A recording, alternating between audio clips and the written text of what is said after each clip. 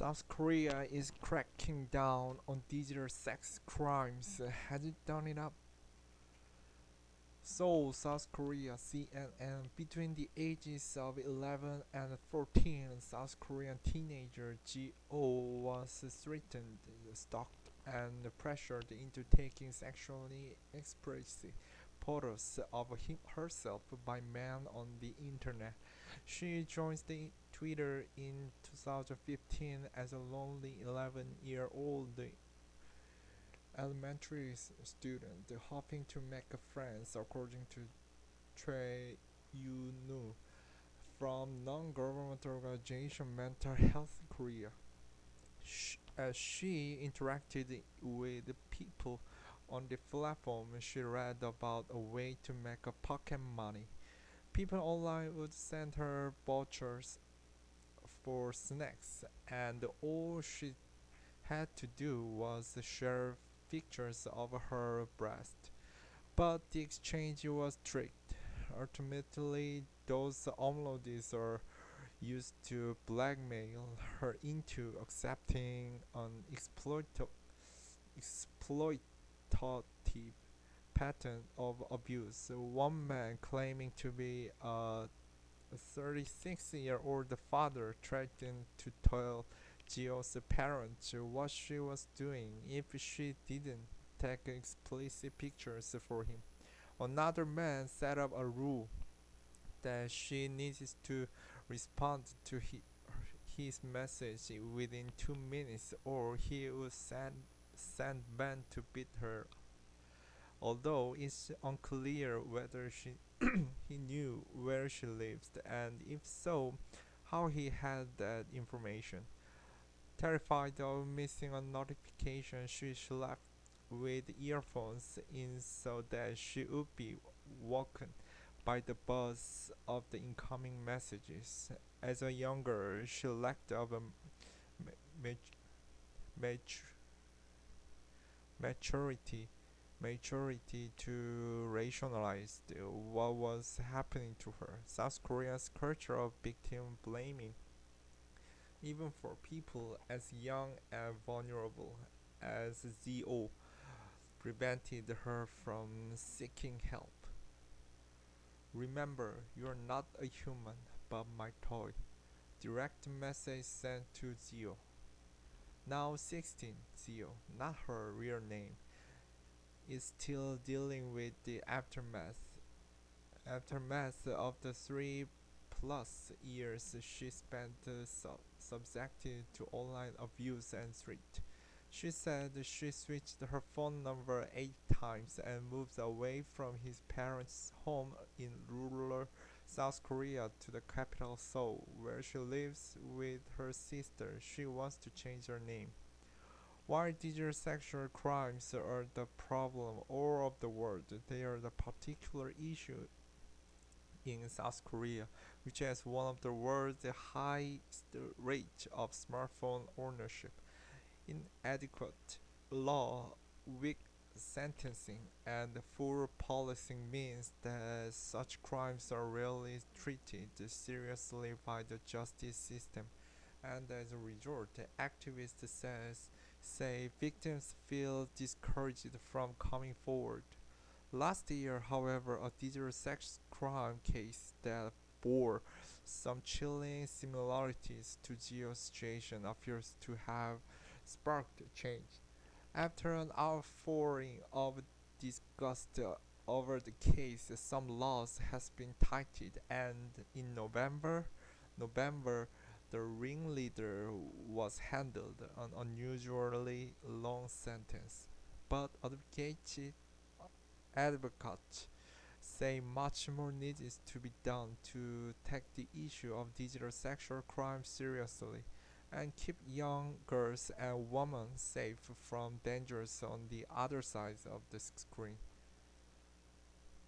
Inside the chat room, the case that prompted the recent change in South Korea's laws involved in university graduate on bed rest. As he recovered from the operation to make his limbs longer, then 23-year-old Cho Ju-bin began trying to make money on the internet.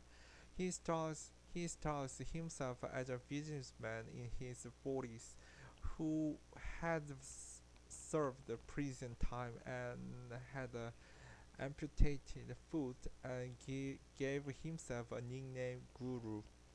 In September 2019, he found a group chat called Guru's Room on the encrypted, encrypted, encrypted,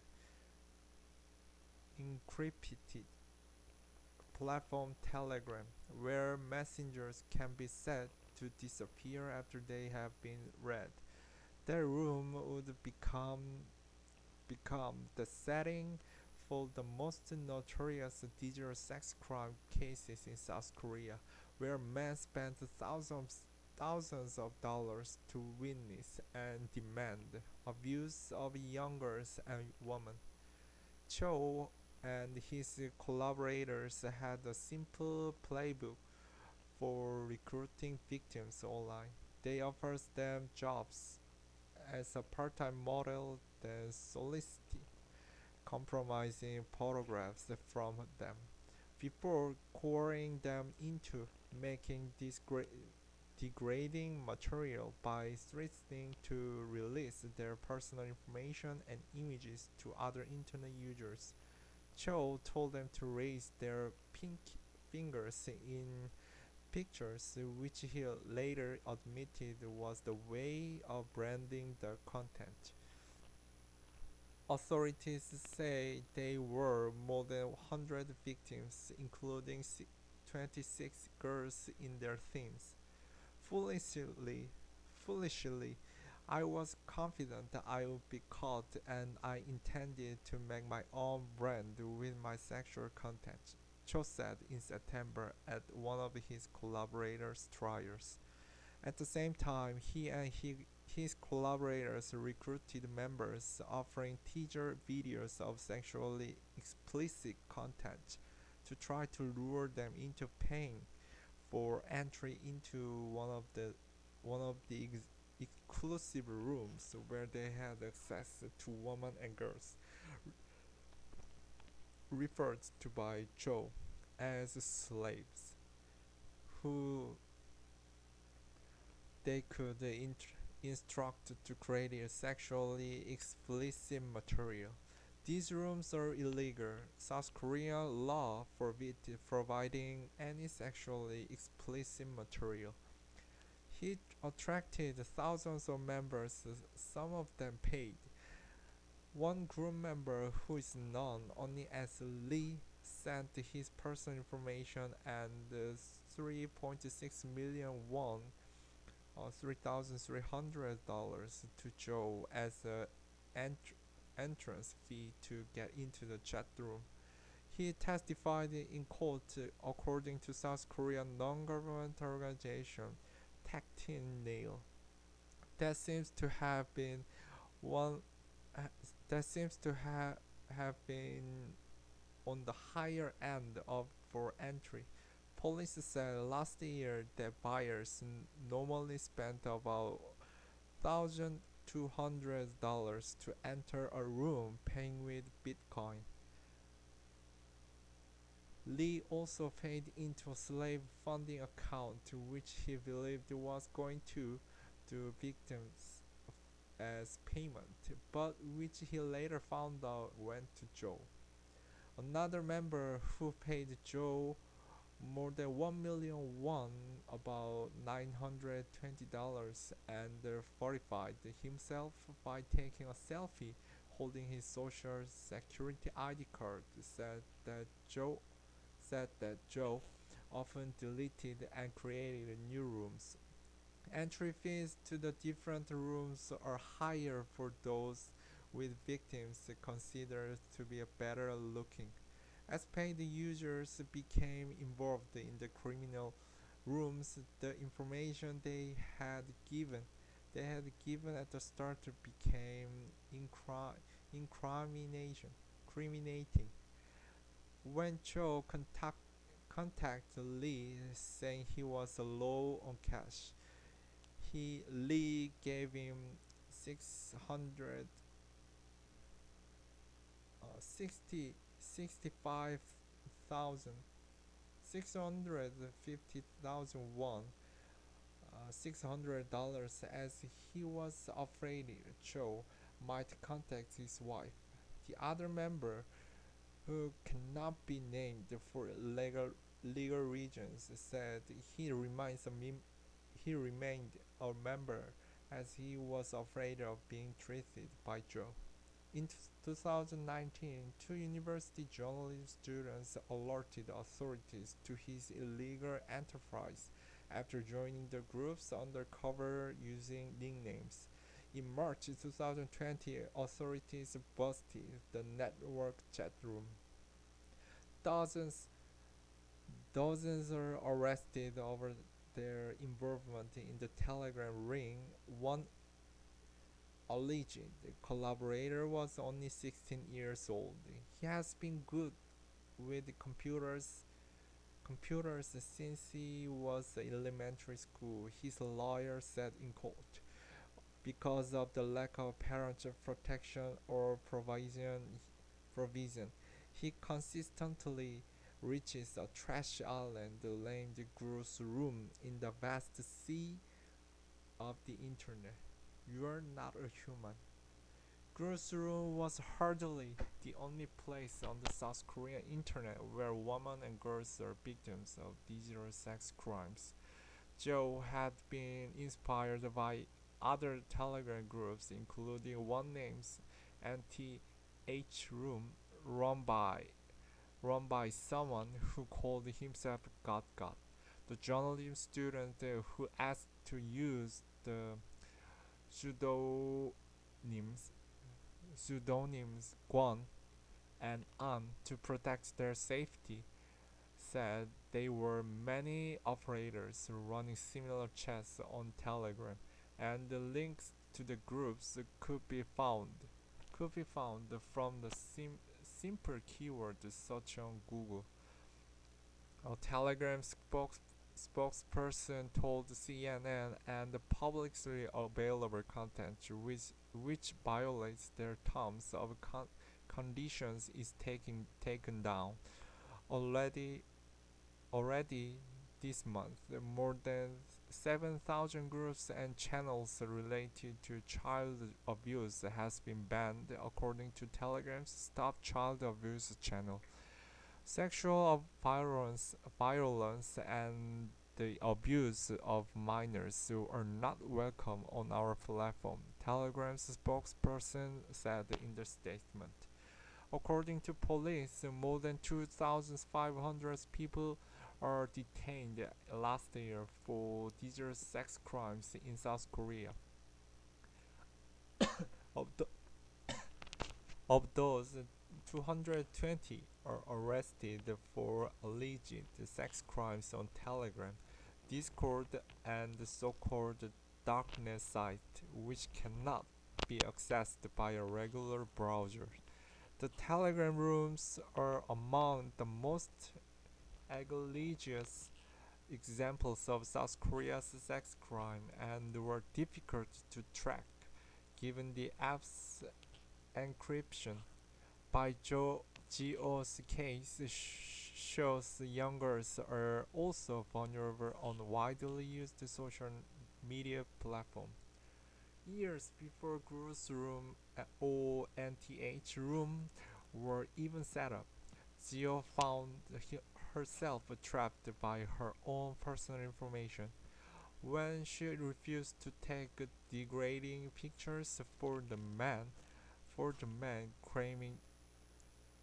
claiming to be a 36-year-old father, he spread her private details around the internet, which others formatted into a graphic, a process known online as taxidermy.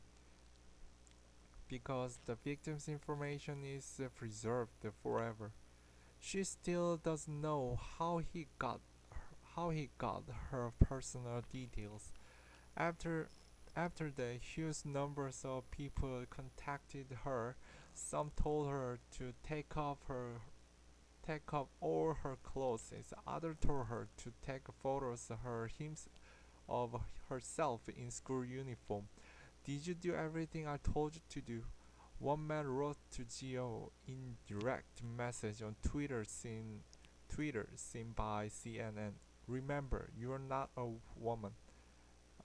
Remember, you are not a human, but my toy. It was hell. I blamed myself a lot and I still do. Geo.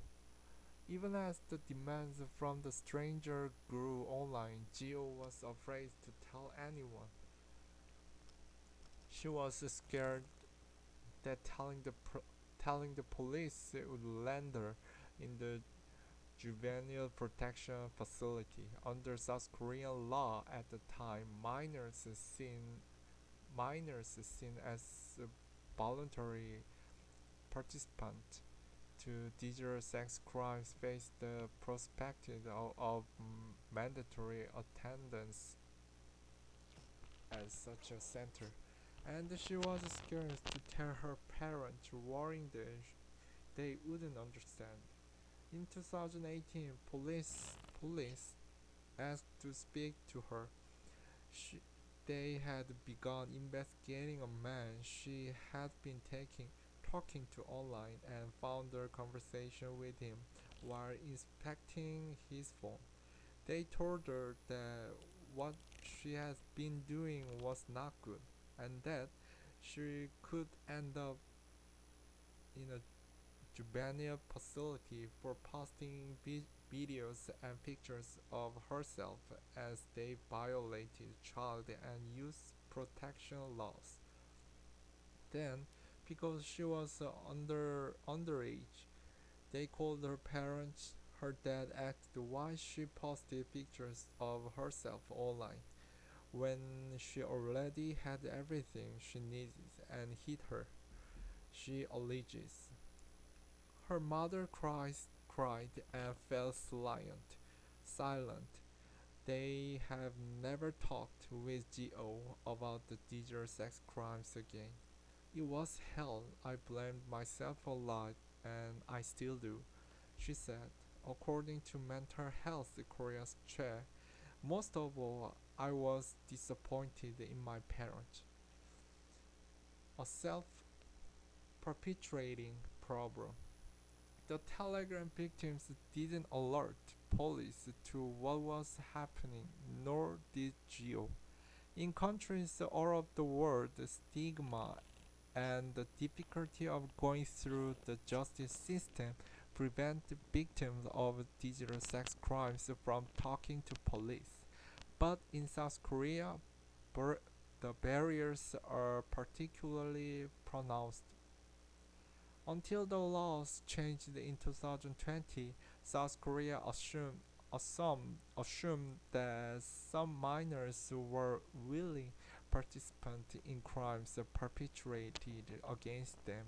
Minors aged between 13 and 16 who were victims of sexual abuse or rape were viewed legally as consenting parties if they got some kind of benefit, such as money, from the perpetrator. These victims could also be sent to juvenile centers for education and protection. Activist groups said the threat of these education centers seems like a punishment and deterred the victims from telling police. The rules also meant that rapists didn't necessarily get punished. In the well-known cases in 2014, a 13-year-old girl with a mental disability who left home after breaking her mother's mobile phone screen as she was worried her mom would be upset, was raped by six adults who took her into their care and gave her food. A court decided she had voluntarily prostituted herself to receive food and accommodation. Even if victims told police, crimes are often not investigated in the past. In the past, police found it almost impossible to investigate digital sex crimes as they don't have powers to adopt undercover investigation methods online, said Korean National Police Agency's Commissioner General Kim Chang-yong. He wants to see police given new powers to investigate online and to be to be able to stop crimes before abuse begins. And even when cases were investigated, few resulted in a lengthy sentence. Between 2011 and 2015, only 5% of police indicted in South Korea for filming, distributing, and selling porn were sent to prison, according to a 2008 paper by Korean Women's Development Institute, a government think tank. think tank. Although producers of exploitation images can receive the possible life sentence, the average sentence for people convicted of producing and distributing sexually exploitative material of minors was 2.6 years in 2018, according to the Korea Institute of Criminology. The United States also has high penalties for similar crimes, but unlike South Korea, these punishments are actually enforced. The average sentence for distributing child exploitation images was 11 years and 8 months, according to a 2019 report into U.S. federal sexual offenses. The various problems with South Korea's system are fed into one another, reinforcing the idea that digital sex crimes are not that serious and were not worth reporting, activists argued. Kim admitted the police may not have seemed aggressive enough, but said few digital sex offenders were indicted and even fewer received jail terms. That discouraged the police from investigating, he said. Despite that, researchers suggest that such crimes may be widespread. According to a survey by Tactin Nail, 12% of middle school students and 4% of elementary school students have experienced a sexual approach online. When the girls' room case was revealed, too many it felt like the last straw. It follows the other high-profile crimes that had received weak penalties, according to South Korean mastermind behind the darknet's largest known site of child exploitation videos, was who was sentenced to 18 months in jail in 2019 for producing and distributing child pornography, a charge that carried a possible 10-year jail term. South Korean authorities refused to extradite him to the U.S., where he faced several charges, including advertising child pornography, which carried a possible 30-year sentence. An online petition demanding a heavy punishment for Cho attracted more than 2 million signatures, well over the 200,000 needed to prompt the official response. The justice system needed to take action. Signs of change. On a cold day in November last year, after mo- months-long trial, Cho Ju-bin was sentenced to 40 years in prison for producing and distributing illegal sexual visual material, forced sexual abuse, rape, sexual harassment, blackmail, recording sexually abusive behaviors, coercion, violation of private information protection, and fraud. It was a stark contrast from the weak penalties digital sex offenders typically received. After the sentencing, a dozen women gathering outside the Seoul's Central District Court, holding a deep red banner that read, "This is just the beginning." In the months, in the months leading up to the sentence, Parliament overturned the law making minors subject to education after being the victim of the sex crimes, meaning all children are now considered victims. South Korea raised the age of consent from 16, 13 from 13 to 16, meaning any adult who has sex with anyone under 16 could be liable for charges of child sexual abuse or rape. In December, shortly after Cho's sentence, Korea's top court finalized the new sentencing guidelines aimed at making a penalty for sexual crimes stronger. Lawyer Cho Eun-ho, no relation of Cho Ju-bin, Cho Ju-bin said the stronger punishments made people more aware of digital sex crimes and their seriousness, and had only been implemented thanks to the victims who survived the violence and reported crimes.